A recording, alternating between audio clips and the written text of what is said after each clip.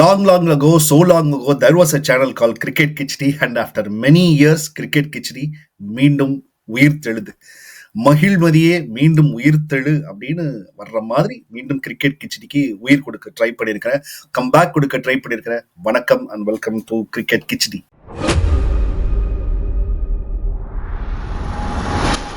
Cricket கிச்சடின்ற channel உனக்கு ஞாபகத்துக்கு வந்ததுக்கு தேங்க்யூ வெரி மச் அப்படின்னு கீழே கமெண்ட் போடுற அந்த 2 பேருக்கு ரொம்ப ரொம்ப நன்றிகள். கிரிக்கெட் கிச்சடியில் முழுக்க கிரிக்கெட் பற்றியும் கிரிக்கெட் கமெண்ட்ரிஸ், கிரிக்கெட் நியூஸ் இதெல்லாம் பண்ணணும் அப்படின்னு தான் ஆரம்பித்தேன் இந்தியாவில் இருக்கிற வரைக்கும். ஸோ 30,000 சப்ஸ்கிரைபர்ஸ் இப்போ வரைக்கும். அதை நம்பிக்கையோட என்னைக்காவது இவன் திருப்பி போடுவான் அப்படின்னு நம்பிக்கையோட எல்லாரும் வெயிட் பண்ணிட்டு இருக்கிறீங்க. ஸோ அவங்கெல்லாம் இப்போ எல்லாரும் என்ன பண்ணுறீங்கன்னு எனக்கு தெரியாது.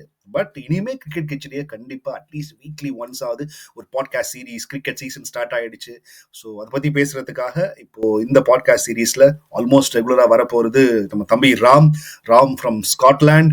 ஸோ இவர் வந்து ஒரு சைபர் செக்யூரிட்டி டெக்னீஷியனா இருந்தாலும் கிரிக்கெட்ல வந்து ரொம்ப இன்ட்ரெஸ்ட் கொண்டு டேட்டாலாம் ஃபிங்கர் டிப்ஸ்ல வச்சுக்கிறாள். நான் கிரிக்கெட் அப்படியே லைட்டா வந்து அப்படியே சாதாரணமா ஒரு சின்னதா ஒரு தண்ணி குடிக்கிற மாதிரி குடிச்சிட்டு போயிடும். ஆனா ராம் வந்து கிட்டத்தட்ட ஸ்காட்ச் விஸ்கி குடிக்கிற அளவுக்கு ரசிச்சு குடிக்கிற ஆளு கிரிக்கெட்டை.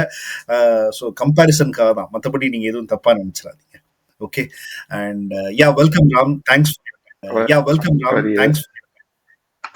அவர் என்னென்னமோ சொல்றாங்க, யாரும் இதெல்லாம் நம்பிட்டு என்னைய பத்தி அடிக்கக்கூடாது. நான் சொல்றது என்னோட சொந்த கருத்து மட்டுமே. இதுல வந்து இது மாறுபடும். இதை வந்து கிரிக்கெட் தெரிஞ்சு கிரிக்கெட்ல ஆடிட்டு இருக்கிறவங்களுக்கு இதுல இருக்கிற கருத்துக்கும் எனக்கும் இருக்கிற வேறுபாடு நிறைய இருக்கும். நான் வந்து ஒரு கிரிக்கெட் ஆர்வலரா, நான் வந்து சின்ன வயசுல இருந்து பார்த்து வளர்ந்த ஒரு ஸ்போர்ட்டை பத்தி எனக்கு இருக்கிற இன்ட்ரெஸ்ட்ல நாங்க பேச போறோம். சூப்பர் ராம். இப்போ இன்னைக்கு நம்ம ஸ்டார்ட் பண்ணிருக்கிற இந்த டைமே வந்து ஒரு சரியான சீரீஸ் போயிட்டு இருக்குது. காலையில ராம்கிட்ட பேசுறப்பதான் ஆஷா ஸ்டார்ட் ஆக போகுதுன்னு தெரியும். ஸ்டார்ட் ஆயிடுச்சா அப்படின்னு எனக்கு ராம் மூலமா தான் தெரிஞ்சுக்கிட்டேன். ராம்கிட்ட பேசி ஒரு 2 hours கழிச்சு போய் ஸ்கோர் என்னன்னு பாக்குறேன். என்னடா இங்கிலாந்து அவுட் ஆகி ஆஸ்திரேலியாவும் ஆல்மோஸ்ட் அவுட் ஆயிருக்கிறீங்க அப்படின்னு ஒரு பெரிய ஷாக்கோட தான் நான் இன்னைக்கு இந்த எபிசோடையே ஸ்டார்ட் பண்ணலாம் அப்படின்னு நினைக்கிறேன். சீரீஸ் ஸ்டார்ட் ஆயிடுச்சு. ஒன் ஆஃப் த உலகத்தோட பயங்கர ரைவல்ரிக்காகவே இருக்கிற ஒரு சீரீஸ், மோஸ்ட் ஹிஸ்டாரிக்கலான ஒரு சீரீஸ், இங்கிலாந்து வெர்சஸ் ஆஸ்திரேலியா. இந்த மேட்ச், இந்த ரெக்கார்டிங் நடந்துட்டு இருக்கிறப்போ ஆஸ்திரேலியா வந்து end of day 1 123 for 9 and அவங்க வந்து 174 கால் அவுட். ஸோ இது எதை நோக்கி போகுது அப்படின்னு ஃபர்ஸ்ட் சொல்லு. ஒரு சின்ன கரெக்ஷன், 172 கால் அவுட், 4 இல்ல, 172 கால் அவுட். நான் பார்க்க ஆரம்பிச்சே எனக்கு ரொம்ப வந்து என்னன்னா, ஃபர்ஸ்ட் வந்து ஆஸ்திரேலியா கரண்ட்லி இங்கிலாந்து பத்தி எனக்கு நல்லா தெரியும். அவனுங்க 172 கால் அவுட் ஆயிட்டதை பத்தி எனக்கு பெரிய ஆச்சரியம் இல்லை. ஏன்னா அந்த brand of cricket they want to show, Brendon McCullum வந்ததுல இருந்து அந்த Bazball of cricket they want to showcase to the world. ஒரு டெஸ்ட் கிரிக்கெட்டை நான் இந்த ஸ்டாண்டர்ட்ல தான் வச்சு ஆடுவேன், இப்படிதான் ஆடுவேன்னு சொல்லிட்டு இங்கிலாந்து ஆடுறது எனக்கு ஓகே. எனக்கு ஆஸ்திரேலியா 123க்கு இந்த 9 wickets டவுனுங்கிறது தான் எனக்கு இருக்கிறதுலே ரொம்ப பெரிய ஒரு ஷாக்கர் ஆஃப் த கேமா இருந்துச்சு. Existingly Nathan Lyon and Brendan Duckett பாக்கி இருக்காங்க. மோஸ்ட் ப்ராப்ளி நாளைக்கு வந்து ஃபர்ஸ்ட் செஷனுக்கு முன்னாடியே அவுட் ஆயிடுவாங்க. அவங்க 2 பேர்ல யாரோ முடிச்சிருவாங்க. பட் அப்படி பார்த்தா கூட Australia will be anyway are the other round trailing by 30 runs. This is a very big setback. First ஏன்னா, ரெண்டாவது எனக்கு இது வந்து பிச்சு மேல சந்தேகம் வரும். ஆப்டர்ஸ் பிச்சுங்கிறது வந்து ரொம்ப ஒரு என்ன சொல்றதுன்னா, ஒரு அவ்வளவு நல்லா திரும்புற பிச் எல்லாம் கிடையாது. ஸோ அது இங்க ஸ்கோர் கார்டு பாக்கறச்சே நல்லா தெரியும். விக்கெட் எடுத்தது வந்து ஆஸ்திரேலியாக்கு எடுத்து நம்ம ஸ்டார்க் அண்ட் இங்க வந்து அதிகமா விக்கெட் எடுத்தது Jofra Archer and Ben Stokes. இது விக்கெட் பாக்குறச்சவே தெரியுது, விக்கெட்னால சீமருக்கு வந்து நல்லா போயிருக்கு அப்படின்னு சொல்லிட்டு. அண்ட் மேட்ச் நான் பார்த்துட்டு இருந்துச்சு, ஒரு சூப்பரான ஒரு பால் ஜோஃப்ரா ஆர்ச்சர் போட்டது. எனக்கு ஆக்சுவலி நான் வந்து ஒரு ரொம்ப நேரம் பார்த்துட்டே இருந்தேன். மார்னஸ் லபுஷன் போட்ட பால் தங்கேர்னு அடிச்சுது. எனக்கு அப்படியே நல்லா சந்தோஷமா இருந்துச்சு, அப்பா வாங்கிக்கிட்டான். எனக்கு வந்து இந்த ஆஸ்திரேலியன்ஸ் மேல கொஞ்சம் வந்து எந்த அளவுக்கு வந்து லவ் அண்ட் ஹேட் ரிலேஷன்ஷிப் மாதிரி ஆயிடுச்சு. அவனுங்க நல்லா ஆடுவானுங்கன்னு தெரியும், ஆனா அவனுங்க மட்டுமே நல்லா ஆடிட்டு இருக்கானுங்களேன்னு ஒரு வெறுப்பு வரும். ஒரு லவ் அண்ட் ஹேட் ரிலேஷன்ஷிப் தான் ஆஸ்திரேலியன் டீம். இப்போ ஆல்ரெடி இந்த இது ஆல்ரெடி சில இடங்கள்லாம் வந்து நான் பார்க்க ஆரம்பிச்சேன். சில கமெண்ட்ஸ் எல்லாத்தையும் வந்து பாத்துட்டு இருந்தேன். India versus South Africa match நடந்துச்சுல, அந்த மேட்ச்ல ஆல்மோஸ்ட் இதே மாதிரியான லோ ஸ்கோரிங் மேட்ச் மேட்சா தான் அது அமைஞ்சு இந்தியா அதுல தோத்து போச்சு. அப்போ வந்து நம்ம எல்லாரும் இட்ஸ் அ பேட் பிச் அப்படின்னு சொன்னோம். ஸோ இங்க ஒரே நாள்லயே 19 விக்கெட்ஸ் போயிருக்குது. ஸோ இப்போ இதை என்ன சொல்லுவோம் அப்படின்றதுதான் இப்போ ஆல்ரெடி வந்து அதுக்கு ஒண்ணு ஒரு ஒப்பீனியன், இதுக்கு ஒரு ஒப்பீனியன். இதை வந்து நம்ம கிரிக்கெட் அப்படின்னு ஸ்போர்ட்ஸ் பண்ணியே அங்க மட்டும் நம்ம குறை சொல்றோம் அப்படின்ற ஒரு அங்கங்க டாக்ஸ் எல்லாம் போயிட்டு இருக்குது. இதை பத்தி ஒரு ஒப்பீனியன். பேச மாட்டாங்க. ரொம்ப சிம்பிளா சொல்றேனே, நீங்க வந்து சனா கண்ட்ரீஸ்ல ஒரு விக்கெட் பேடா இருந்துச்சுன்னா வாயே திறக்க மாட்டாங்க. எந்த ஒரு இங்கிலீஷ் கமெண்டேட்டர்ஸோ இல்ல ஃபாரின் கமெண்டேட்டர்ஸ் யாருமே சனா கண்ட்ரீஸ்ல ஒரு விக்கெட் பேடா இருந்துச்சுன்னா வாயை திறக்க மாட்டாங்க. இந்தியால விக்கெட் பேடா இருந்துச்சுன்னா ஃபர்ஸ்ட் தூக்கிட்டு வருவானுங்க, விக்கெட்டை ஏன் அப்படி கொடுத்தீங்கன்னு. விக்கெட்டை வந்து உடச்சானுங்க. நான் இல்லைன்னா சொல்ல மாட்டேன். ஈடன் கார்டன்ஸ் விக்கெட், அந்த விக்கெட் கிடையவே கிடையாது. கட்டார் முட்டார்னு இருந்துச்சு அந்த விக்கெட். நான் சவுத் ஆப்பிரிக்கா மேட்ச் பார்த்து ஈடன் கார்டன்ஸ் இப்படி இல்லையே. எனக்கு தெரிஞ்சு ஈடன் கார்டன்ஸ்ல பார்த்த எந்த மேட்சும் இப்படி இருக்காது. அது நல்ல பேட்டுக்கு வர பால் தூக்கி தூக்கி அடிப்பானுங்க. ரோஹித் சர்மாலாம் அங்க அடிச்சுதான் நம்ம பார்த்திருக்கோம். ஹிஸ்டாரிக் நாக் ரோஹித் சர்மா அடிச்சது ஈடன் கார்டன்ஸ் தான். அது ஒரு சூப்பரான கிரவுண்டு, பேட்டுக்கு நல்ல பால் வர கிரவுண்டு. பிச்சை உடைக்கிறேன்னு உடைச்சு விட்டு இந்த பிச்சு உதிரி போய் 5வது நாள் திரும்ப வேண்டிய பிச்சு முதல் நாள் திரும்புது. இது ஆப்டர் ஸ்டேடியம் எனக்கு வந்து திரும்பல. நல்ல வேலை இது திரும்பி இருந்துச்சுன்னா இன்னும் மோசமா இருந்திருக்கும். இன்னும் நம்ம வந்து 19 விக்கெட் ஒரு நாளைக்கு முடிஞ்சதுக்கு பதிலா நம்ம வந்து 3வது செஷன்ல உட்காந்துட்டு இருந்திருப்போம். இன்னும் கொஞ்சம் உடஞ்சிருந்துச்சுன்னா 3வது செஷன்ல கூட போய் உட்காந்துருப்போம் ஆப்டர் ஸ்டேடியம்ல. இந்த வீடியோ வந்து ரெக்கார்ட் பண்றப்போ, இந்த வீடியோவோட நம்ம அடுத்த வாரம் வர்றப்போ இந்த ஆஷஸ் முடிஞ்சு போயிருக்கும். ஓகே, சோ அதை நம்ம அடுத்த வாரம் அதோட ரிசல்ட்டை வச்சு நம்ம பேசுவோம். இப்போ ரீசெண்டாக நடந்து முடிஞ்ச இந்தியா வெர்சஸ் சவுத் ஆப்பிரிக்கா ஷாக்கர் தான். எனக்கு பெரிய ஷாக்கர். எனக்கு நான் அந்த டெஸ்ட் மேட்சை ஃபாலோ பண்ணல. Okay, India versus South Africa என்னதான் பெரிய டெஸ்ட் சாம்பியனா இருந்தாலும் இந்தியாவுக்கு வர்றப்போ அதெல்லாம் இந்தியா அசால்ட்டா ஜெயிச்சிருவாங்கன்னு ஒரு மைண்ட் செட்ல தான் நான் இருந்தேன். ரொம்ப என்னது ஸ்கோர்ல இவ்வளவு கம்மியா இருக்கு அப்படின்னு 2 பேரும் பார்த்தா மேட்ச் நான் அது ரியலைஸ் பண்றதுக்குள்ள அந்த மேட்ச் முடிஞ்சு இந்தியா தோத்துருச்சு அப்படின்றாங்க. ஆல் பெரிய எல்லாருமே ஆல் தி யங் பீப்புள் எல்லாரும் எக்ஸ்ட்ரீம்லி டேலண்டட் தான் இந்தியன் டீம் இருக்காங்க. ஈக்குவலன்ட் 2 பேருமே ஈக்குவலி பொசிஷன் தான். பட் ஸ்டில் இந்தியன் அட்வான்டேஜ் இருந்தும் இப்ப தோத்ததுக்கு என்ன காரணம்? பிட்ச் மேட்டர் தனியா வச்சிடலாம். தோத்ததுக்கு என்ன ரீசன்? 2 ரீசன் தான். கம்பீர் இல்ல. Okay, so this is to be looked at from a different perspective. Gambhir வந்து தான் டிசைட் பண்றாரு யாரு எப்படி ஆடணும் அப்படிங்கறது. பிரஸ் ரிலீஸ்ல வந்து அவங்களுக்கு ஆட வந்து டொக்கு வச்சு நின்னு ஆட தெரியலன்னு சொல்றாரு. நின்னு ஆட தெரிஞ்ச பிளேயர் எல்லாம் எங்க? அப்ப நீங்க அவங்க எல்லாரையும் கிளம்ப சொல்லி நீங்க தான் வந்து பாலிடிக்ஸ் பண்ணி அமுச்சு விட்டீங்க வீட்டுக்கு. ரோஹித் சர்மா இருக்கட்டும், விராட் கோலியா இருக்கட்டும், இதுல மட்டும் தான் Rohit Sharma Virat Kohli unanimously okay, no doubt about it. But அவங்க அந்த fag end of their career வந்ததுனால அடுத்தவனுக்கு அவங்க புதுசா யங்ஸ்டர்ஸ் வந்து க்ரூம் பண்றதுக்கோ ட்ரெயின் பண்றதுக்கோ இருக்கிற பீரியட் இதுதானே. சோ அவங்க இன்னும் அவங்கள மட்டுமே டிபெண்ட் பண்ணி ஒரு டீம் வளரவே முடியாது. அவங்களுக்கு இன்னும் 1 yearல they are going 1 or 2 years they are going to be 40, 37, 38 வந்துட்டாங்க. சோ அப்படின்றப்போ you cannot live with them for another 3-4 years. Obviously you need to move away from அந்த past prime வச்சு move away பண்ணிட்டு you need to create a new primes எல்லாம் create பண்றதுக்கு chance தானே. How long you are going to say நம்ம விராட் கோலி ரோஹித் சர்மா அப்படின்னு சொல்லிட்டே இருக்க முடியும்ன்றதா என்னோட ஒரு நார்மலான காமன். எனக்கு இந்த கொஸ்டின் ரொம்ப நாளா ஓடிக்கிட்டே இருக்கு. இல்ல, எனக்கு வந்து விராட் கோலியோ ரோஹித் சர்மாவோ T20ல ரிட்டையர் ஆனச்சே அந்த கேள்வி கேட்கல. நான் டெஸ்ட்ல ரிட்டையர் ஆனச்சே ஏன் இந்த கேள்வி என்ன வருதுன்னா, test is a different format of game. Test வந்து நீங்க நின்னு ஆடணும், பேஷன்ஸை டெஸ்ட் பண்ணும், எவ்வளவு நேரம் கிரவுண்ட்ல நம்ம உட்காடுறோம், அந்த வந்து பால்ஸ் எல்லாமே இருக்கு. இது ஒரு பிச்சுலயும் எத்தனாவது நாள்ல யாரு போட்டா திரும்பும், எங்க திரும்பும் அப்படிங்கிறது எக்ஸ்பீரியன்ஸ் கத்து கொடுத்துருக்கோம் அவங்களுக்கு. அவங்க ஆடி ஆடி ஆடி பழகி இருப்பாங்க. அந்த மாதிரி பிளேயர்ஸ் 1-2 பேராது டீம்ல இருக்கணும். இப்ப டீம்ல இருக்கிறத பாருங்களேன். இப்ப பேட்ஸ்மேன் டீம்ல இருக்கிறதுல எக்ஸ்பீரியன்ஸ்டான ஆள் யாருமே இல்ல. நம்மளுக்கு வந்து நின்னு ஆட தெரியற ஆள் யாருமே இல்ல. ரிஷப் பண்ட் இருக்காப்ல, கில் டெஃபினட்டா கில் மேல இருக்கிற நெகட்டிவ் அது இதுன்னு வந்தாலும் Gill is a good player. அப்புறம் இன்னொரு வேற யார் இருக்கா, அப்புறம் ஓரளவுக்கு டெஸ்ட்ல ஓரளவுக்கு விளையாண்ட எக்ஸ்பீரியன்ஸ் இருக்கிற பிளேயர்ஸ் எல்லாம் இருக்கதானே செய்யறாங்க. அதாவது அவங்களுக்கும் இதான சான்ஸ் அவங்களுக்கு ப்ரூவ் பண்றதுக்கு. இல்ல, இந்த டீம்ல ஒரு இருக்கிறதுலே என்னைய பொறுத்த வரைக்கும் நின்னு ஆட தெரியற 2 பிளேயர்ஸ் KL ராகுல் அண்ட் கில் மட்டும்தான். ஆமா. கேஎல் ராகுலுக்கு மட்டும்தான் அவன் போட்டு உட்காந்துருவான், பேட்டை போட்டு உட்காந்துட்டானா அவனுக்கு உட்காந்துட தெரியும்.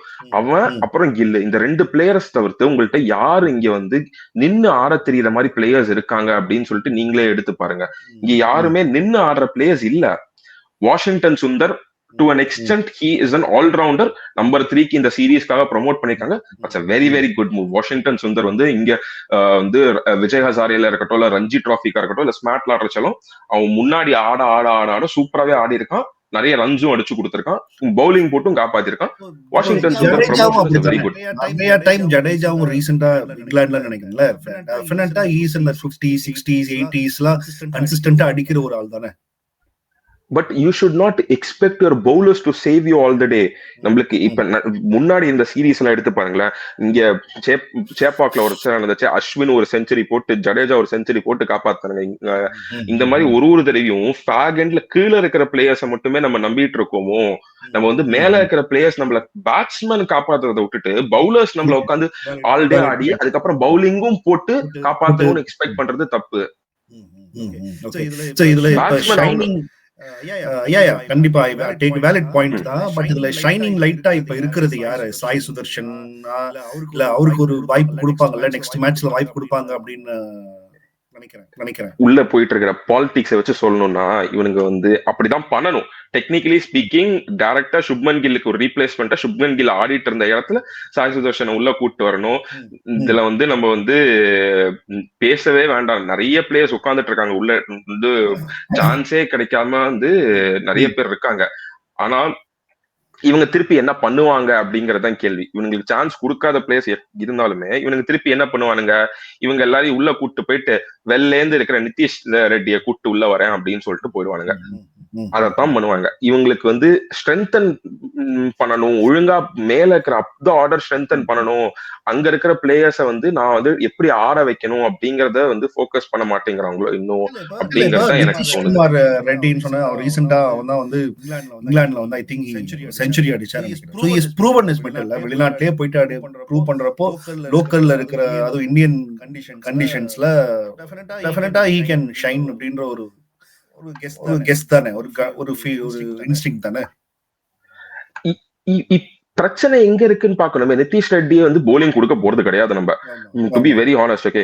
கண்டிப்பா நீங்க என்ன பண்ணாலும் ஜஸ்பிரீத் பும்ரா இருக்கிறச்சே, சிராஜ் இருக்கிறச்சே ஜஸ்ட் வந்து போலிங் கொடுக்க போறதுல. இந்த மாதிரி கிரவுண்டுக்கு 4 ஸ்பின்னர் தேவையாங்கிறது முதல் கேள்வி.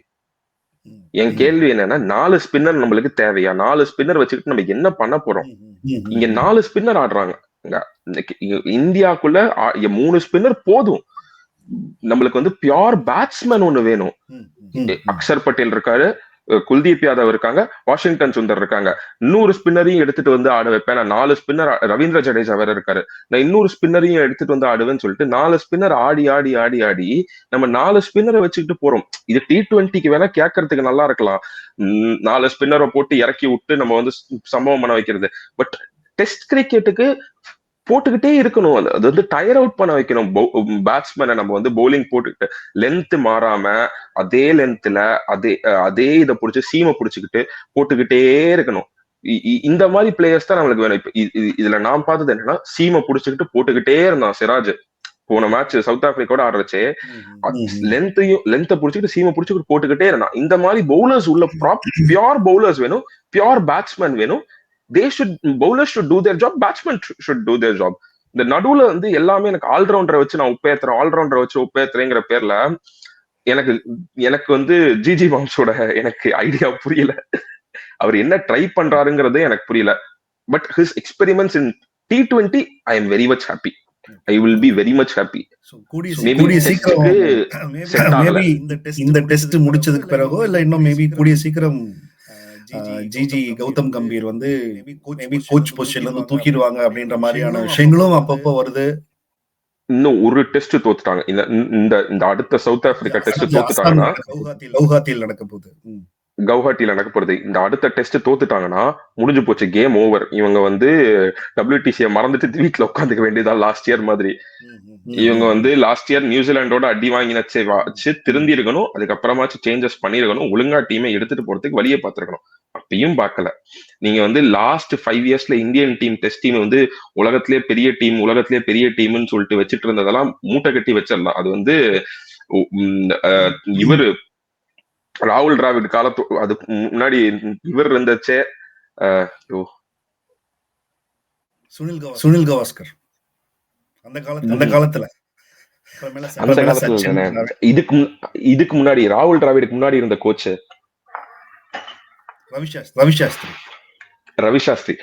ரவி சாஸ்திரி அண்ட் ராகுல் டிராவிட் காலகட்டம் வந்து okay, that was all right for test. அதுக்கப்புறம் வந்த இந்த டெஸ்ட் வந்து we have not performed. ராகுல் டிராவிட் காலத்திலே நீங்க எடுத்து பாத்தீங்கன்னா most of the matches were saved by bowlers were bowling well and saving us. நம்மளா போயிட்டு வந்து நம்ம சேவ் பண்ணல. நம்ம வந்து நம்மள்ட்ட இருந்த டீம் ஸ்ட்ரென்த்துக்கு இப்ப என்னன்னா எல்லாரும் சொல்றது இப்ப கரண்ட்ல என்னன்னு பேசிட்டு இருக்காங்க, Indian team is under transition. எனக்கு புரியல. மத்த லீக்ல இருக்கிறவங்க மத்த கண்ட்ரிக்காரங்க இந்த வார்த்தையை பயன்படுத்தினா கூட நான் யோசிப்பேன். சவுத் ஆப்பிரிக்கா இந்த வார்த்தையை பயன்படுத்துறச்சு, ஸ்ரீலங்கா இந்த வார்த்தையை பயன்படுத்துச்சு, இல்ல வெஸ்ட் இண்டீஸ் இந்த வார்த்தையை பயன்படுத்துறச்சு கூட நான் புரிஞ்சுப்பேன். இந்தியா, ஆஸ்திரேலியா, இங்கிலாந்து இந்த 3 டீமும் இந்த வார்த்தையை பயன்படுத்துறச்சு எனக்கு புரிய மாட்டேங்குது. ஏன்னா the amount of resources you have, இந்த வார்த்தை வரவே கூடாது. டிரான்சிஷன்ங்கிற வார்த்தை எங்க இது வருது? உங்ககிட்ட பிளேயர் பூல், இந்த 3 கண்ட்ரீஸ்ல இருக்கிற பிளேயர் பூலுக்கு இவங்க வந்து at a time, leave alone Australia and England, India வந்து அட் அ டைம் 4 டீம் ஆட வைக்கலாம். 4 டீம் ஆட வைக்கலாம் அட் அ டைம்ல. அந்த அளவுக்கு பிளேயர் பூல் வச்சிருக்கோம். நீங்க ஏன் வந்து நம்மள்கிட்ட இன்னும் வந்து கிரைட்டீரியா வந்து செலக்ஷன் கிரைட்டீரியா ஏன் ஐபிஎல் பேஸ் பண்ணி இருக்கு? வந்து டெஸ்டுக்கு இதுக்கு ஐபிஎல் பேஸ் பண்ணி செலக்ஷன் கிரைட்டீரியா ஓடுதுங்கிறது ரீசன்ட் டைம்ல நிறைய क्वेश्चंस இருக்கு. பட் ஸ்டில் அப்படியே சொன்னாலும் இப்ப நிதிஷ்குமார் ரெட்டியை ஐபிஎல் மூலமா தான் கண்டுபிடிச்சாங்க. சோ அவர் வந்து இங்கிலாந்துல போய் அடிச்சு ப்ரூவ் பண்ணியிருக்காரு. சோ இந்த மாதிரி ஐபிஎல் மூலமா கண்டுபிடிச்ச சில பேர் கன்சிஸ்டன்டா டெஸ்ட்லயும் வந்து பெர்ஃபார்மன்ஸ் பண்ணிருக்காங்கல்ல. சோ டெஃபினட்டா அப்படி வரைக்கும் அப்படி பார்த்தா ஓகே. அப்படி பார்க்க முடியாது. ஏன்னா நிதிஷ்குமார் ரெட்டின்னு பாத்தீங்கன்னா ஆந்திராக்கு ரஞ்சி டிராஃபில அடிச்சிருக்கான். அவனை வந்து ரஞ்சி, ஏன் கேள்வி என்னன்னா ரஞ்சி டிராஃபில அடிக்கிற பிளேயர்ஸ் கூட்டிட்டு வரணும். நீங்க வந்து உங்களுக்கு ரஞ்சி டிராஃபில யாரு வந்து இந்த சைக்கிள்ல உங்களுக்கு பர்ஃபார்மன்ஸ் மெட்ரிக்கு இந்த சைக்கிள்ல ஏன் உங்களுக்கு வந்து ரஞ்சி டிராஃபில இருந்து எடுக்க மாட்டேங்கிறேங்கிறது எனக்கு கேள்வி. ஏன்னா டெஸ்டுக்கு ரஞ்சி டிராஃபி தானே கரெக்டா இருக்கணும். நம்ம வந்து T20க்கு வந்து நம்ம வந்து ஒயிட் பால் கிரிக்கெட்னு பார்க்க போயிட்டோம்னா நம்ம வந்து செலக்ஷன் கிரைட்டீரியா ஒரு மாதிரி இருக்கணும், ரெட் பாலுக்கு ஒரு வேற மாதிரி வச்சிருக்கணும். ஏன் எல்லாத்தையுமே ஐபிஎல்ல கொண்டு போய் தூக்கி போடுறீங்க? இதுதான் எனக்கு கொஸ்டினா இருந்துச்சு. எனக்கு வந்து ஒரு நல்ல ஒரு 4-5 பிளேயர்ஸ்லாம் வந்து ரொம்ப அடின்னு அடிச்சு போஞ்சுட்டானுங்க. நீங்க வந்து போயிட்டு அட்லீஸ்ட் அந்த பிளேயர்ஸ் கிட்ட எல்லாம் போயிட்டு அட்லீஸ்ட் சொல்லவாச்சும் செஞ்சிருங்க. உங்களுக்கு சான்ஸ் கிடைக்காச்சு, இங்க எவ்வளவு அடிச்சாலும் ரஞ்சி டிராஃபில அடின்னு கூச்சு வச்சிருக்கானுங்க. இந்த கருண் நாயர் பொழந்து வச்சிருக்கான். திருப்பி அவனை டீமுக்குள்ள சான்ஸ் கொடுக்க போறோமா? எனக்கு தெரிஞ்சு Gautam Gambhir has moved away from Karun Nair. அந்த கிளாரிட்டி வந்து பிளேயர்ஸ்க்கு போயிருச்சான்னு கேட்டீங்கன்னா எனக்கு தெரிஞ்சு தோணல. அட்லீஸ்ட் அந்த கிளாரிட்டியாவது கொடுத்துருங்க. we have moved away, we are looking ahead of you அப்படின்னு. எனக்கு தெரிஞ்சு ஓகே, நான் எப்படி இதெல்லாம் பாக்குறேன் அப்படின்னா பிளேயர்ஸ் இட்செல்ஃப் எல்லாம் அடிச்சாலுமே players are doing this for IPL இல்ல ஐபிஎல் காலுக்கு தான் அப்படின்னு நான் நினைக்கிறேன். ஐபிஎல் போல T20க்கு தான் இதெல்லாம் ஃபியூச்சர்ல அவங்க பிளான் பண்றாங்க. மேபி கருண் நாயர் எக்ஸெப்ஷன். அவருக்கு வயசும் 32 ஆயிடுச்சு. ஸோ மேக்ஸிமம் இன்னொரு 1 or 2 years அந்த ஃபார்ம்ல இருக்க முடியும். அவ்வளவுதான். ஐபிஎல்லோடயே I think Karun Nair will fade away நினைக்கிறேன். மேபி மத்தவங்க எல்லாருமே அந்த பிரைஸ கமாண்ட் பண்றதுக்கும் அந்த ஒரு நேம், ஃபேம், அந்த மணி, அந்த ஆக்ஷன்ல தன்னோட நேம், போட்டி இதெல்லாம் வந்துச்சுன்னா ஆட்டோமேட்டிக்கா ஐபிஎல்ல வந்துட முடியும். ஐபிஎல்ல ஒரு 4 மேட்ச் ஷைன் ஆனா ஆட்டோமேட்டிக்கா T20 டீமுக்குள்ள வந்துட முடியும். அண்ட் ஓடிஐல வரது அதை விட்டுறலாம். நம்ம T20ல ஆட்டோமேட்டிக்கா வந்துட முடியும் அப்படின்ற ஒரு கணக்கு பிளேயர்ஸ்க்கு எல்லாம் இருக்குன்னு நான் கெஸ் பண்றேன். ஹியூமன் சைக்காலஜி ஆங்கிள் இருந்து இதை நான் பாக்குறேன். டெஸ்ட் மேட்ச் அதுக்கு நிறைய உழைக்கணும், ஏகப்பட்ட ஸ்டாமினா, அதுக்கு நிறைய பிரச்சனை இருக்கிறதுனால இதுதான் அவங்களுக்கு ஈஸி ரூட் அப்படின்னு பிளேயர்ஸும் அதுக்கு தான் ட்ரை பண்றாங்களோன்னு எனக்கு தோணுது. மோஸ்ட் ஆஃப் த பிளேயர்ஸ் இப்ப பாருங்களேன், இன் ஹைன்சைட் நான் சொல்றேன், ரொம்ப ஹைன்சைட்ல சொல்லல. நீங்க சொல்றது ஒரு விதத்துல கரெக்ட். பட் இப்ப இதுல ஆடுற பிளேயர்ஸ் எல்லாம் பாருங்களேன், இந்த வருஷம் ரஞ்சி டிராஃபில நல்லா அடிச்சிட்டு இருக்கிற பிளேயர்ஸ் யாருமே அவ்வளவு பெருசா ஒன்னும் வந்து ஐபிஎல் கான்ட்ராக்ட் தேடி போய் ஆடுற மாதிரி இல்ல. ஸ்மரன் ரவிச்சந்திரனா இருக்கட்டும், இல்ல வந்து கருண் நாயரா இருக்கட்டும், டெல்லிக்கு ஆடிட்டு இருக்காங்க. Most of these players want to play for India. The final goal is to play for India, not for வந்து what do you say, final goal is to play for India. அவங்க டெஸ்ட் ஆடி அவங்க ஜெயிச்சு தான் அவங்க வாங்கணும். They don't want IPL money வேணும் அப்படின்னு சொல்லி ஆடுறதுக்காக ஆடுற மாதிரி எனக்கு வந்து பார்த்தது. எல்லா பிளேயருக்கும் வந்து தன்னோட நேஷனல் கொடியை வந்து நெஞ்சில ஏந்திக்கிட்டு அந்த டீமுக்கு போய் ஆடுறதுக்கு இருக்கிறது தான் proud. The proudest moment of the day would be to play for that national cricket team, not just playing for an IPL அப்படிங்கிறது. நம்ம ஃபாரினுக்கு நம்ம பே பண்றது, ஃபாரினர்ஸ்க்கு இங்க நம்ம பே பண்ற கணக்குல ஐபிஎல் நடக்காது, ஐபிஎல் அப்படி இல்லைன்னு தோணுது எனக்கு. Okay, moving on from Indian டெஸ்ட்ல இருந்து ஐபிஎல் பத்தி இப்ப பேச ஆரம்பிச்சதுனால அங்கிருந்து ஐபிஎலுக்கு லீடு கொடுத்தாச்சு நம்ம ஆட்டோமேட்டிக்கா. So just like 4 months away. I think அதுக்கு முன்னாடி ஏதோ ஒரு சின்ன T20 இந்தியா பாகிஸ்தான் எல்லாம் ஒரு இப்பதான் படிச்சுட்டு இருந்தேன். ஒரு வேர்ல்ட் கப் நடக்க போகுதா next year, T20 world cup நடக்க போதா? ஆமா, 2026 T20 வேர்ல்ட் கப். ஸோ அதுல இருந்து கட் பண்ணா அங்க இருந்து 1 month அவையில IPL. So IPL trade off season இன்னும் ஒரு ஐ திங்க் இன்னும் 2 வாரத்துல இன்னும் அடுத்த ஆக்ஷன் நடக்க போகுது. டிசம்பர் 15, டிசம்பர் மிட்ல ஆக்ஷன் நடக்க போகுது அபுதாபி. பயங்கர பரபரப்பா போயிட்டு இருக்குது. யார வச்சிருக்கிறா வச்சுக்க போறா அப்படின்ற லெவல்ல போயிட்டு இருக்கு. இப்ப ஆல்ரெடி 2-3 பெரிய நேம்ஸ் எல்லாம் வந்துருச்சு. சஞ்சு சாம்சன் சிஎஸ்கே, ரவீந்திர ஜடேஜா பிறந்த இடத்துக்கு லைஃப் இஸ் ஒரு வாழ்க்கை ஒரு வட்டண்டான்னு எங்க ஆரம்பிச்சாரோ அங்கேயே போய் முடிக்க போறாரு. அதிகபட்சம் இன்னும் ஒரு 1 year அவங்க பிளே பண்ண போறாரு. ஸோ அதனால பெரிய அது ஒரு ஆச்சரியம் இல்லை. ஸோ இல்ல end up as a coach Rajasthan ராயல்ஸ்க்கு இல்ல மேபி சிஎஸ்கேக்கு திருப்பி வரலாம். அதான் ஸோ இப்படி இருக்கிறப்போ சிஎஸ்கே கையிலையும் கேகேஆர் கையிலையும் தான் ஹெவியான பர்ஸ் வச்சிருக்கிறாங்க. 43 கோடி, அவங்க ஒரு 64 கோடி. இது பயங்கர கமாண்டிங் பொசிஷன்ல இருக்கிறாங்க. ஸோ இப்ப யாரை நோக்கி நம்ம ஆளுங்க போறாங்க? ஆல்ரெடி வந்து ஐபிஎல் ஸ்கேமர் கிளென் மேக்ஸ்வெலா இல்ல அப்படின்ற மாதிரி எல்லாம் சிஎஸ்கேவுக்கு போயிட்டு இருக்கு. ஏன்னா போன வருஷமே ஆக்ஷன்லயே கிளென் மேக்ஸ்வெலுக்கு போனாங்க சிஎஸ்கே. அதுக்கப்புறம் ஒரு பாயிண்ட்ல விட்டுட்டாங்க, ரேட் அதிகமா போனோம்னு 4 கோடி வரைக்கும் போனாங்க. அதுக்கப்புறம் விட்டுட்டாங்க. அதுக்கப்புறம் வந்து போல. எனக்கு என்ன தோணுதுன்னா இந்த வருஷமும் ஒரு சப்சிக்வெண்ட் அமௌண்ட் வரைக்கும் போவாங்க. பட் ஐசி சின்ஸ் வந்து கேகேஆரோட அனலிஸ்ட் நம்மள்ட்ட, எனக்கு இதுல என்னன்னா, எனக்கு ரொம்ப வருஷம் கழிச்சு ஒரு சந்தோஷமான விஷயம், இவனுங்க வந்து உட்டன் ஸ்பூட் வாங்கினது. நான் ரொம்ப பெரிய சிஎஸ்கே ஃபேன். நான் ஐபிஎல்ல வேற எந்த டீமுக்கும் சப்போர்ட் பண்ற ஆள் கிடையாது. சிஎஸ்கே மட்டும் சப்போர்ட் பண்ற ஒரு ஆள். நான் கொஞ்சம் சிஎஸ்கே பயஸும் இருக்கும். ஆனா எனக்கு லாஸ்ட் இயர் நான் பார்த்ததுல இருக்கிறதுலே வஸ்ட் பர்ஃபார்மன்ஸ் அந்த ஒரு மேட்ச் கண்டினியூஸா 5 மேட்ச் தோத்ததுக்கு அப்புறம் ஒரு கண்ணா பின்னான்னு சேஞ்சஸ் பண்ண ஆரம்பிச்சானுங்க தெரியுங்களா. எனக்கு அப்பவே ஏதோ ஒரு மனசுல பட்டுச்சு, ஓகே இவனுங்க கொஞ்சம் அடுத்த வருஷம் வரச்சே ஒரு வெறியாவாச்சு வருவானுங்களா அப்படின்னு பாக்கலாம் அப்படின்னு சொல்லிட்டு. அந்த தோத்த வெறி ஜடேஜாவை விட்டதா இருக்கட்டும், பத்திரானாவை விட்டதா இருக்கட்டும், எவனையும் கணக்கு கிடையாது. Team is higher then all of you guys. Individual பிளேயர்ஸை விட ஹையரா டீம் மட்டும்தான் இருக்கு அப்படின்னு சொல்லிட்டு எல்லாரையும் அடிச்சு விட்டானுங்க. இதுக்கு அப்புறம் டீமை மட்டும் தான் ஃபோக்கஸ் பண்ணுவாங்க. கரெக்ட் தான். பட் அப்படி பாக்குற பட்சத்துல இந்நேரம் தோனியுமே விட்டுருக்கணும். இல்ல தோனியை கடிக்கணும்னா நான் கடிக்கலாம். பட் கொஞ்சம் தோனி வெறிய, தோனியை நான் மட்டும் தான் கடிப்பேன் அப்படின்னு நான் உட்கார்ந்துப்பேன். மத்தவங்க யாராவது கடிச்சாங்கன்னா நான் சண்டைக்கு வந்துருவேன். இல்ல நான் ஒரே அந்த விஷயத்துல முடிஞ்சிருச்சு. அந்த வின் பண்ணதோட போயிருந்துக்கலாம். திருப்பி போன வருஷம் வந்து அந்த ஸ்பாட்டை பேஸ் பண்ணி ஒரு திங்க் டேங்கா மட்டும் உட்கார்ந்து இருக்கலாமோ அப்படின்றதான் இப்போ வரைக்கும் அது ஸ்ட்ராங்கா நான் பிலீவ் பண்றேன். இந்த வருஷமும் திருப்பி எதுக்கு வந்துட்டு ஃபிட்னஸ் ப்ராப்ளம் ஆயிடுச்சு, முட்டி வலி, அந்த விளையாட போற அந்த ஒரு ஓவரோ அந்த 6 பாலோ 2 ஓவர் தான் மேக்ஸிமம், 8 பால் தான் அவர் ஃபேஸ் பண்ண போறாரு. அதுக்காக யூ ஆர் வேஸ்டிங் இன்னொரு ஒரு ஆல்ரவுண்டரோ ஒரு பவர் ஹிட்டரோட ஸ்பாட்டையோ எடுத்தா இன்னும் அந்த டீமுக்கு ஆஸ் அ ஹோல் டீமுக்கு இன்னும் சூப்பரான ஒரு பேஸ் கிடைச்சிடும். இப்ப யூ ஆல்ரெடி டேக்கன் சூப்பர் இன்னொரு விக்கெட் கீப்பர் எடுத்தாச்சு. இப்போ சஞ்சு சாம்சன் பரவாயில்லைங்கிற 4 கோடி நாங்க ரெடி, எங்களுக்கு 4 கோடி தோனிக்கு போனா போட்டு ஒரு டீம்ல ஒரு ஸ்பாட் நாங்க 10 பேரை வச்சு கூட அடிக்கிறோம், நாங்க கவலை இல்ல. But benefit of Dhoni, okay நான் வந்து தோனி எவ்வளவுதான் நீங்க சொல்றது எல்லாம் உண்மைதான், நான் இல்லைன்னா சொல்ல போறது இல்ல. But the benefit of Dhoni கிரவுண்ட்ல ஃபீல்ட்ல ஒரு feel change will be saving us. The man knows how to get the job done.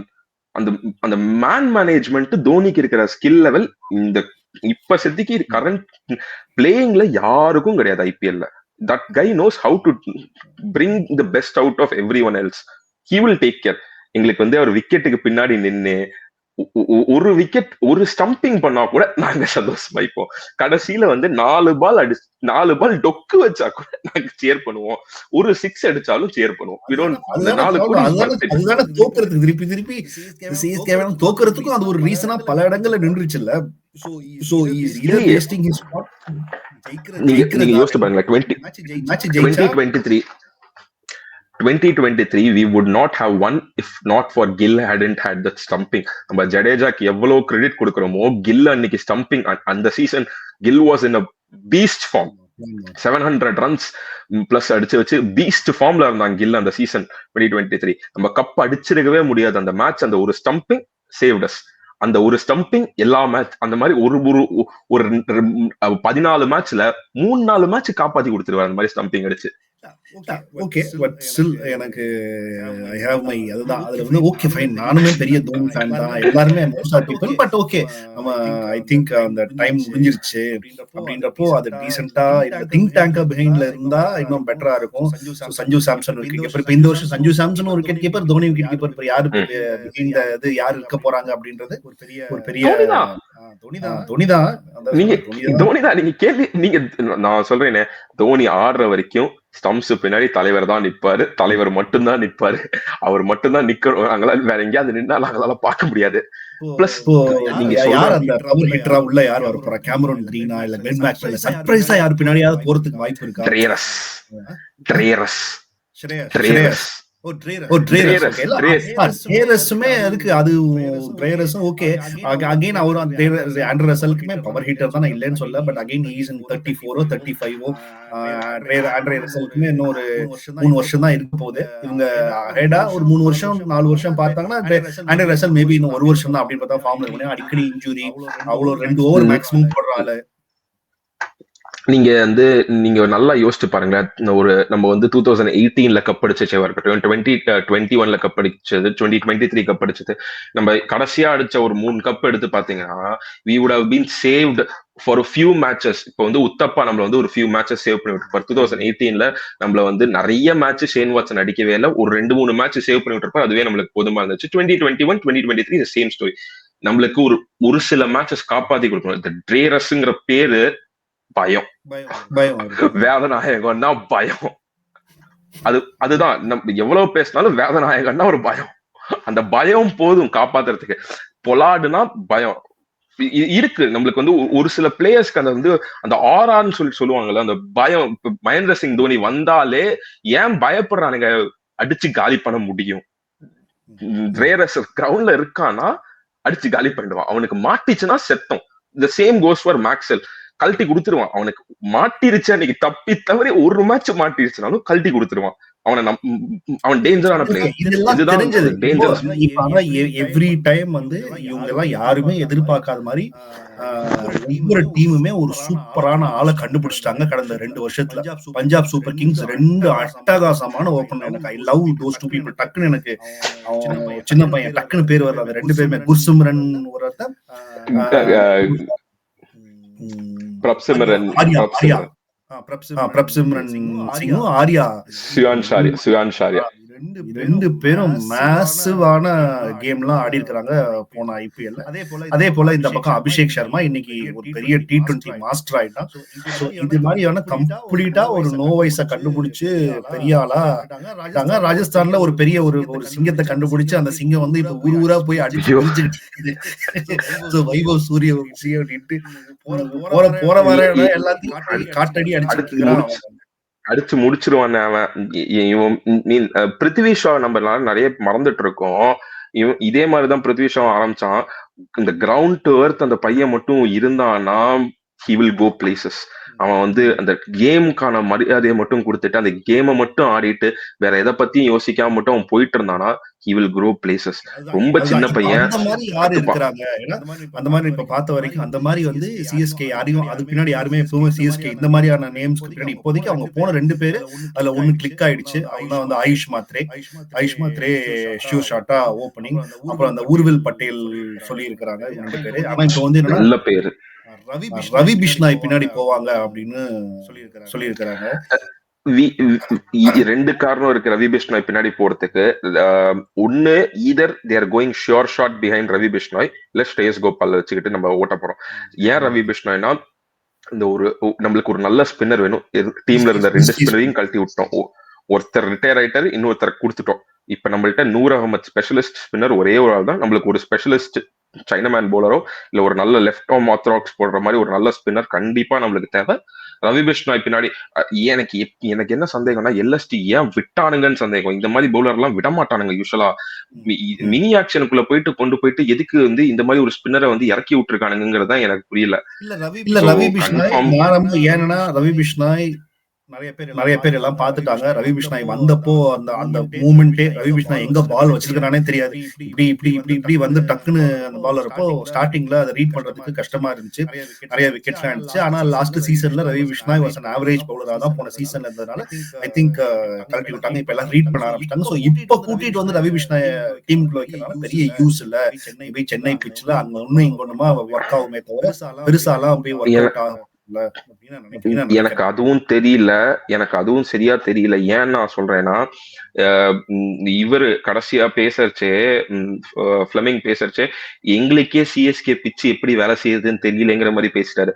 பிச்சை உடச்சு விட்டானுங்களா, பிச்சை தான் ரீலே பண்றேங்கிற பேர்ல ஏதாவது மாத்திட்டானுங்களாங்கிறது ஐடியாவே இல்ல.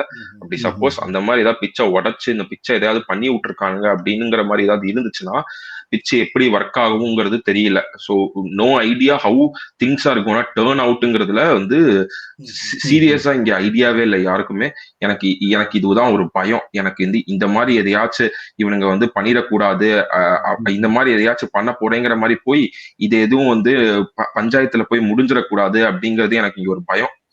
பார்க்கலாம் நம்ம வந்து இது என்ன நடக்கிறதுங்கிறத. 3-4 ஸ்பாட் சாலிடா. ஏன்னா பேக்கப் ஆப்ஷனும் இவங்க யோசிச்சு ஆகணும். இப்ப ஒருத்தர் ஹிட்டர் இருக்கிறாரு அப்படின்னா சப்போஸ் இந்த வருஷம் நீ ஆயுஷ் மாத்ரே ஒர்க் ஆகலன்னு வச்சுக்க, என்ன பண்ணுவ? பேக்கப் அந்த மாதிரி தான் எப்பவுமே எல்லா டீமுமே வச்சிருப்பாங்க. ஒரு 3-4 மேட்ச் சில பேர் பெரிய பெரிய பிளேயர்ஸா இருக்கிறப்ப அவங்கள வேற வழியே இல்ல, அவங்க they will keep ஆயுஷ் மாத்ரேவோ இல்ல ஒரு ஊர்வில் பட்டேலோ அடுத்தடுத்த ரேஞ்சில் இருக்கிற பிளேயர்ஸ். ஆயுஷ் மாத்ரே போன சீசன்ல தான் he shined and he is becoming a regular. Suppose இந்த வருஷம் அன்ஷுல் காம்போஜ் ஒர்க் ஆகல, நாதன் எல்லிஸும் ஒர்க் ஆகல அப்படின்னா யாராவது ஒரு ஆளுக்கும் ஒரு பேக்கப் ஒரு ஆள் இருக்கணும்.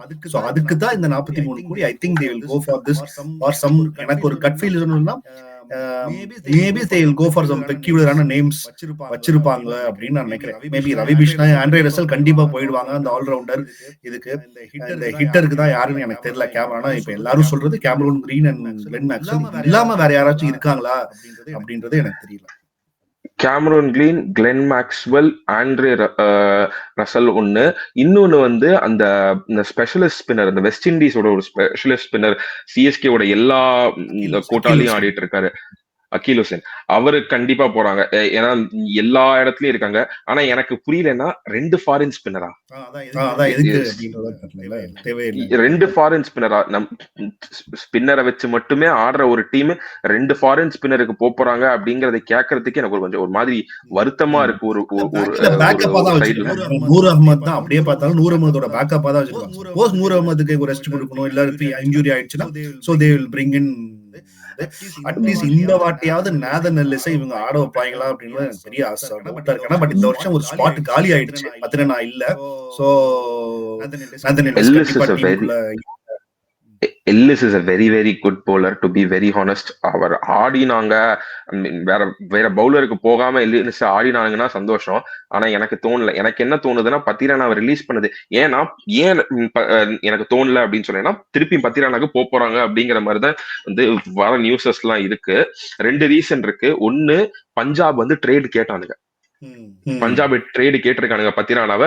பஞ்சாபி கிட்ட ட்ரேடு கொடுக்க மாட்டேன்னு சொல்லிட்டு பத்திரானாவை ரிலீஸ் பண்ணிருக்கானுங்கன்னா கண்டிப்பா திருப்பி பத்திரானாக்கு போறானுங்கன்னு அர்த்தம். ஒண்ணு கம்மி காசுக்கு பத்திரானாவை எடுக்க முடியுமான்னு பாப்பானுங்க, இல்லைன்னா வேற ஏதாவது ஒரு ஃபாரின் போலர் ஒரு ஆப்ஷன் இருக்கா அப்படின்னு சொல்லிட்டு எக்ஸ்ப்ளாய்ட் பண்றதுக்காக. ஜேமி ஓவர்டனும் ஒரு ஃபெயில்டு கேஸ் தான் போன சீசன்ல. பட் ஆனா ஜேமி ஓவர்டன் ரீடைன் பண்ணிருக்காங்க. அது ஒரு பெரிய இன்னமும் ஒரு சர்ப்ரைஸ் தான் இருக்கு. எதுக்கு ஜேமி ஓவர்டன் எல்லாம் எதுக்கு வச்சிருக்காங்க அப்படின்னு எனக்கு தெரியல.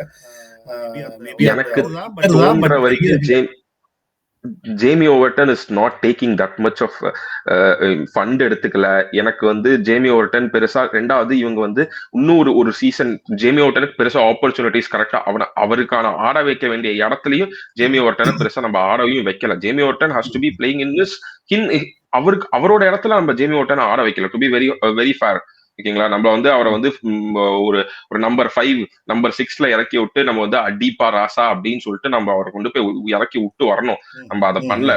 சோ ஜேமி ஓவர்டனுக்கு மேபி இன்னொரு சான்ஸ் கொடுக்கலாம் அப்படிங்கிறதுக்காக ரீடைன் பண்ணிருக்கலாம். இல்லாட்டி ட்ரேரஸ் கிடைச்சிட்டாங்கன்னா ஜேமி ஓவர்டன் ஆட மாட்டார். ட்ரேரஸோ இல்ல கிளென் மேக்ஸ்வெலுக்கு போயிட்டாங்க, ரெண்டு பேர்ல ஏதாவது ஒருத்தர் கிடைச்சிட்டாங்கன்னா பேக்கப் ஆப்ஷனா ஜேமி ஓவர்டன் திருப்பியும் பேக்கப் ஆப்ஷனா உட்காந்துக்கலாம் அப்படிங்கிற மாதிரி வச்சிருக்காங்களோ அப்படிங்கிறது எனக்கு ஒரு தோணுது.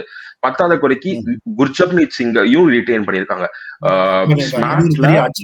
குர்ஜப்னீத் சிங் ஏன்னா இது ஒரு ஐபிஎல்ல ஒரு நல்ல ரூல் என்னன்னா, உங்கள்கிட்ட நீங்க வந்து பிளேயரை ரிலீஸ் பண்ணி விட்டு அந்த அமௌண்ட் ஆஃப் பிளேயர் அந்த அமௌண்ட் ஆஃப் பர்ஸ் உங்கள்கிட்ட கரெக்டா இருந்துச்சுன்னா நீங்க கொடுத்துடலாம் அப்படிங்கிறது தான் வந்து உங்களோட கணக்கு. சோ நீங்க வந்து we can go ahead and retain both the players அப்படிங்கிறது வந்து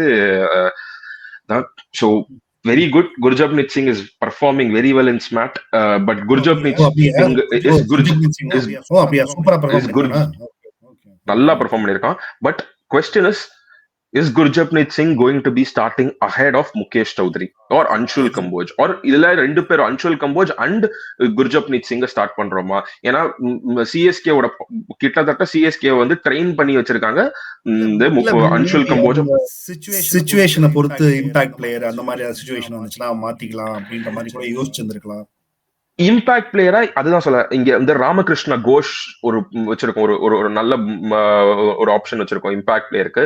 இல்லைன்னா இம்பாக்ட் பிளேயரா திருப்பி சொன்ன மாதிரி ஸ்ரேயஸ் கோபால் மும்பை ஆனா நான் வந்து ரொம்ப நாளைக்கு கழிச்சு நான் ஒரு ஆர்டிகல் படிச்சுட்டு இருந்தேன். வந்து இத்தனை வருஷம் கழிச்சு திருப்பி போயிட்டு ஸ்பின்னர்ஸ் வந்து இந்த ஸ்பின்னர்ஸ் வந்து ஏஜ் லைக் ஃபைன் அப்படி வைன்ங்கிற மாதிரி வயசாக ஸ்பின்னருக்கு அப்பதான் அந்த அனுபவமும் பக்குவமும் வருங்கிற மாதிரி ஃபேக் எண்ட் ஆஃப் த முடிச்சு இப்ப திருப்பி வந்து ஒரு 2.0 வருஷன் மாதிரி ஸ்ரேயஸ் கோபால் கண்ணில் தெரிகிறாரு, மும்பைக்கு போட்டுட்டு இருக்காரு. Maybe Shreyas Gopal can be an option for that. எனக்கு ரொம்ப they will go for Markwood. ஏன்னா ஆல்ரெடி இருந்த பிளேயர் தான் Markwood. முன்னாடி இருந்த லுங்கி இங்கிடி. எனக்கு இன்னொரு ஆப்ஷன் தோணுது தான் நினைக்கிறேன். லுங்கி இங்கிடிலாம் டைம் முடிஞ்சு போச்சுன்னு நினைக்கிறேன். எல்லாருமே பண்ணிட்டாங்க. வந்தப்போ பாப்புலரான ஆளா இருந்தாப்ல. இப்போ எனக்கு தெரிஞ்ச மார்க்வுட் வந்து ஒரு ஒன் ஆஃப் த முக்கியமான பவுலரா இங்கிலாந்து டீமுக்கு இருக்கிறான். கண்டிப்பா கன்சிஸ்டன்டா இருக்கிறான்றனால ஆல்ரெடி டீம்ல வந்துட்டு போன ஒரு ஆளு. மேபி சான்சஸ் இருக்குது. அது எனக்கு அதுவும் நான் எக்ஸ்பெக்ட் பண்றேன். அண்ட் சார் ஒரு பெஸ்ட் பிளேயிங் 11ஓட நம்ம முடிச்சுப்போம் இன்னைக்கு பாட்காஸ்ட். யாரு பெஸ்ட் பிளேயிங் 11 இருக்க முடியும் சிஎஸ்கேக்கு? பெஸ்ட் பிளேயிங் 11 இல்ல அவங்க ஆட போற பிளேயிங் 11? ஓகே, பொட்டன்ஷியல் பிளேயிங் 11னு வச்சுக்கலாம். ஏன்னா என்னைய கேட்டீங்கன்னா நான் திருப்பி ஃபர்ஸ்ட்ல இருந்து சொல்றேன், நம்ம ஜெயிச்ச 2 கப்பும் கைக்வாட் வந்ததுல இருந்து நம்ம ஜெயிச்ச 2 கப்பும் Gaikwad at the top of the order பிச்சு மேய்ஞ்சிருவான். அதுக்கப்புறம் போறச்சே காப்பாத்தி கொடுத்துருவானுங்க, பவுலர்ஸ் வந்து போட்டு காப்பாத்திடுவானுங்க, முடிஞ்சு போயிடும். கைக்வாட் எதுக்கு இப்ப நம்பர் 3 தான் ஆடுவேன்னு அடம் பிடிச்சிட்டு இருக்கான், எனக்கு புரிய மாட்டேங்குது. அப்படிதான் சொல்லியிருக்கிறேன். அடம் புடிச்சு நம்பர் 3 ஆடிட்டு இருக்கானே அவன் தானே, அவன் மேல போய் ஆடலானே. சஞ்சு சாம்சன் வந்ததுனால again I think he will be number 3 தான் நான் நினைக்கிறேன். ஆயுஷ் மாத்ரேவும் ஒரு சஞ்சு சாம்சன் லைட் லெஃப்ட் முடிஞ்சு போச்சு. நம்பர் 3 கைக்வாட் தான். அண்ட் நம்பர் 4 வந்து ஊர்வில் பட்டேல் அப்புறம் பிரவிஸ் வருவான். டிவால் பிரவேஸ் ஓகே, டிவால் பிரவேஸ விட்டுட்டு ஊர்வில் பட்டேலுக்கு போவாங்களான்றது எனக்கு டவுட் தான். இல்ல டிவால் பிரவேஸ் விடுறதில்ல, என்னன்னா எப்படி பார்த்தாலும் நம்மளுக்கு வந்து 11 பேர் வேணும். அதுல வந்து நம்மளுக்கு வந்து ராய்டு ஸ்பாட் ஒருத்தர் வேணும். நம்மளுக்கு வந்து அன்னில இருந்து இன்னி வரைக்கும் இந்த ராய்டு ஸ்பாட் தான் நம்மள காப்பாத்திட்டு இருந்த ஒரு ஸ்பாட். அந்த ஸ்பாட் ஊர்வில் பட்டேல் எடுத்துக்கிட்டாங்க. போன சீசன்ல இருந்து ஊர்வில் பட்டேல். அதுக்கப்புறம் சிவம் தூபேக்கு அப்புறம் வரப்போற அந்த புது ஆல்ரவுண்டர் அது யாருன்னு தெரியல. அதுக்கப்புறம் MS தோனி, அதுக்கப்புறம் இப்போ அந்த ரவீந்திர ஜடேஜாவோட ஸ்பாட் ஒரு ஸ்பின்னிங் ஆல்ரவுண்டர் அது யாரு? அதுதான் ஸ்ரேயாஸ் கோபாலா இருக்கிறதுக்குரிய வாய்ப்பு இருக்கு. எனக்கு தெரிஞ்சு ஸ்ரேயஸ் கோபால் இம்பாக்ட் சபா வச்சுப்பாங்க. எனக்கு தெரிஞ்சு வேற ஒரு ஆல்ரவுண்டருக்கு போவாங்க. அதான் இப்ப இந்த ரவீந்திர ஜடேஜாவை வந்து ஒரு ஸ்பின்னிங் ஆல்ரவுண்டருக்கு பதிலா நாங்க வந்து ஏன்னா நம்மள்ட்ட வந்து பிராவோ ரொம்ப அழகா பண்ணி கொடுத்த அந்த ரோலை வந்து ரீப்ளேஸ் ட்ரேரஸ் வச்சு பண்ணிடலாம்னு பார்ப்பாங்க. இல்ல ரவீந்திர ஜடேஜாக்கு சப்ஸ்டியூட்டா அப்படியே மேக்ஸ்வெல்ல கூப்பிட்டு வந்து உட்கார வச்சிருவாங்க. So either of the options இல்ல கேம் கிரீன் கிடைச்சாங்கன்னா, எனக்கு தெரிஞ்ச வரைக்கும் KKR கிட்ட இருக்கிற பர்சுக்கு KKR தான் கேம் கிரீனை தூக்கிட்டு போறாங்க. சோ கேம் கிரீனுக்கு ஆசைப்படாம நம்ம ட்ரேரஸோட இல்ல மேக்ஸ்வெலோட சந்தோஷமா இருக்கிறது நல்லது நமக்கு.